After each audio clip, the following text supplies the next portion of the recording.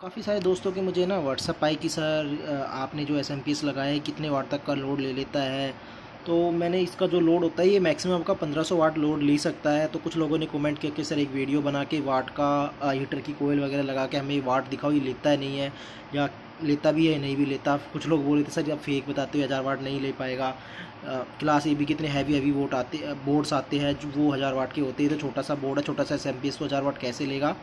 तो उसी के रिगार्डिंग हमने मैंने चलो यार एक वीडियो बना लेते हैं कोयल पे। तो मैंने सारा सिस्टम कनेक्शन वगैरह इसमें कर लिया है। बाकी का ये मैंने स्पीकर जोड़ लिया है, ये मैंने हीटर की कोयल जोड़ रखी है यहाँ पे। तो जैसे जैसे हम वॉल्यूम अप करेंगे तो वैसे वैसे इसका जो वाट होता है वो बढ़ने लगता है। इसका आइडियल कंडीशन पे मैं आपको वाट दिखा देता हूँ। अभी इसका देखो, ये जो आइडियल कंडीशन पे जो वाट है ये 73.6 वाट ले रहा है और एम्पियर ले रहा है 0.3। आप जो देखोगे ये इसका वाट होता है। जैसे भी कोई एम्पलीफायर बोलते हैं नहीं 1000 वाट का है, 2000 वाट का है, तो वो कितनी उसकी कैपेसिटी है। तो यहाँ पे देखो ये 73.6 आइडियल कंडीशन में ले रहा है और एम्पियर ले रहा है 0.37 एम्पियर ले रहा है। और जो मेरे घर पे जो अभी सप्लाई आ रही है वो 251.8 वोल्ट आ रखी है और जो फ्रिक्वेंसी है वो आपको दिख रही है 50 किलोवाट्स की फ्रिक्वेंसी पे ये वर्क कर रहा है। तो उसी पे पूरा सेटअप मैंने इसको रेडी किया है। काफ़ी लोग बोलते कि नहीं सर मैंने परचेज़ किया था, जैसे कुछ लोग जो होते जो परचेज़ करते हैं उनको पूरा अच्छे से असेंबल नहीं करते, कोई ट्रांसफार्मर उनका मतलब अच्छे से जैसे कैपेसिटर पावर सप्लाई वगैरह कुछ नहीं लगाते।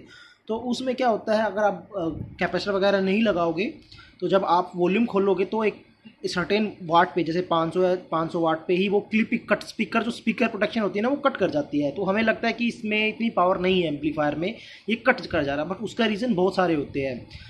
कुछ लोग पावर बैंक भी लगा लेते हैं। तो मैं एक चीज़ और बता देता हूँ, जो मोस्टली क्लास डी के बोर्ड होते हैं वो बहुत जल्दी ख़राब हो जाते हैं। ये कस्टमर मुझे बहुत कंप्लेन करते हैं कि क्लास डी की जो लाइफ होती है सर वो बहुत ही कम होती है, वो बहुत ज़्यादा नहीं होती, बहुत जल्दी ख़राब हो जाते हैं। तो वो मैं आपको बता देता हूँ। एक तो उसका मैन्युफैक्चरर पे वो उसका बहुत बड़ा रोल्स होता है, उसका जो पीएमडब्ल्यू सिग्नल बनता है उस पर बहुत बड़ा रोल होता है, क्योंकि इस टाइम में दो जैसे भी कंपस एक पेयर लगता है, मतलब एक लेफ्ट साइड और एक राइट साइड जो मोस्फेट लगता है उसमें क्या एक कंडीशन क्या होती है, एक टाइम पे एक ही मोस्फेट ऑन ऑफ होता है। एक बार प्लस की सिग्नल अप्लाई हो गया माइनस की, तो कई बार क्या होता है वो दोनों एक टाइम पे ऑन हो जाती है, तो इधर से वो प्लस देता है उधर से वो माइनस देता है, तो अपना मोस्फेट जल जाता है। सेकंड थिंग क्या आता है, जो हम लोग बेस ट्रबल का बोर्ड यूज़ करते हैं तो उनमें भी प्रॉब्लम्स क्रिएट होती है। जो उसमें जो सिग्नल्स होता है ना उसमें सिग्नल बिल्कुल क्लियर नहीं होता, वो डीसी मतलब उसमें भी वोल्टेज जाता है सिग्नल में के साथ डीसी वगैरह, तो भी अपना बोर्ड ख़राब हो जाता है। काफ़ी बार मैंने जब ये बोर्ड में बना रहा था तो इसमें जैसे ये जो अपना क्लास जो बोर्ड है इसकी जगह मैंने दूसरे बोर्ड, जो पहले मैं मेरी खुद की मैन्युफैक्चर नहीं थी, मैं दिल्ली से ही बोर्ड लेके आता था। तो क्लास डी तो जैसे मैंने खुद मैन्युफैक्चर कर लिया था पहले, फिर मैं बेस ट्रबल बोर्ड में दिल्ली से लेके आता। तो उसमें क्या करता था मैं, जब वॉल्यूम खोलता था कम वॉल्यूम पे सही बजता था, कई बार बैठी बैठी आवाज़ आती थी, और ज़्यादा आवाज़ खोलने पे मेरे क्लास डी के मोस्टली उठ जा रहे थे। तो मुझे समझ में नहीं आ रहा कि मेरा क्लास डी में कोई प्रॉब्लम थी या बेस ट्रबल में प्रॉब्लम थी। और जो बेस ट्रबल बोर्ड को जब मैं क्लास ए बी के एम्पलीफायर पे चलाता था तो बहुत अच्छा चलता था, कोई दिक्कत नहीं आती थी, बट क्लास डी पे लगाता जैसे मैंने मोस्टली जल गया, फिर मैंने मोस्टली चेंज किया और फिर बेस ट्रबल बोर्ड लगाया वो फिर जल जाता था फुल वॉल्यूम पे।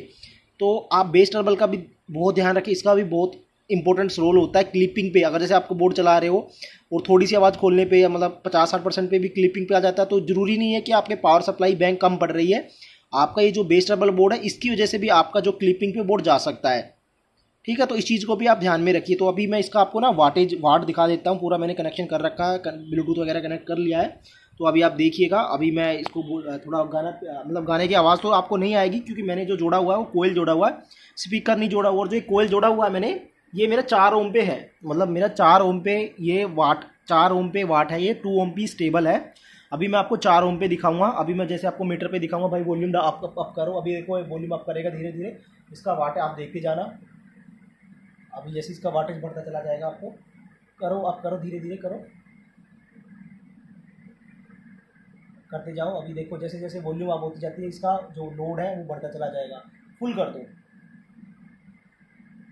अब ये देखो इसका फुल वॉल्यूम पे है। जैसे बेस आएगा, बेस पंच पे इसकी साउंड ये देखो 1032 पे ये लोड आपका ही पूरा देखो लोड 1705 वोल्ट ले रहा है। बाकी ये 1500 वाट तक का भी लोड आपका आराम से इजीली चला जाएगा। अब ये लोड कंटिन्यूसली चल रहा है। और ये मैं अपनी कोयल दिखा देता हूँ। ये कोयल देखो बिल्कुल लाल हो चुकी है, बिल्कुल मतलब जल जाएगी। चलो वॉल्यूम बंद कर दो आप।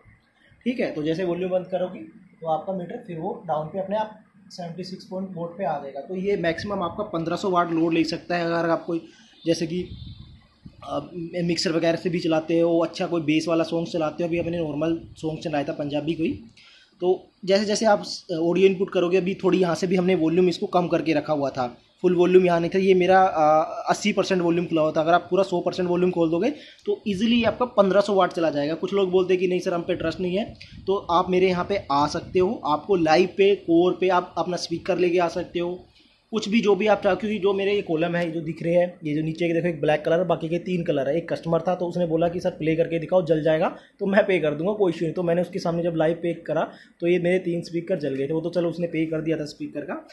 तो अगर आप जैसे भी चाहोगे कि कहीं किसी का 15 इंची है, 18 इंची है, अगर वो अपना बजाना चाहते हैं आप बजा सकते हो। 1500 वाट तक का लोड इस एसएमपीएस पे, अगर आप इस एसएमपीएस पे चला रहे हो तो 1500 वाट तक का लोड ये इजीली मतलब कंटिन्यूअसली लोड ले सकता है।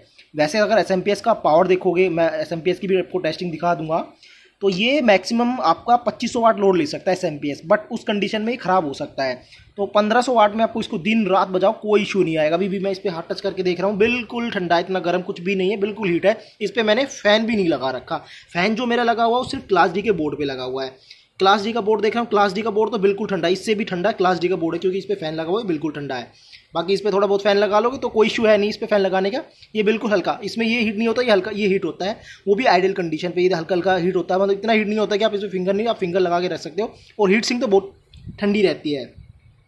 तो ये पूरा बोर्ड है 1500 वाट तक का लोड ले सकता है। बाकी कोई भी डाउट है, जैसे ये जो डाउट था कि ये वाट नहीं ले पाएगा, 1000 वाट का कंटिन्यूस नहीं चल पाएगा, तो आप मुझे कॉन्टैक्ट या मेरे यहाँ पे आके प्रॉपर 1 घंटा 2 घंटा 3 घंटा बजा के कोयल पे लगा के छोड़ देंगे, आप खुद चेक कर सकते हो।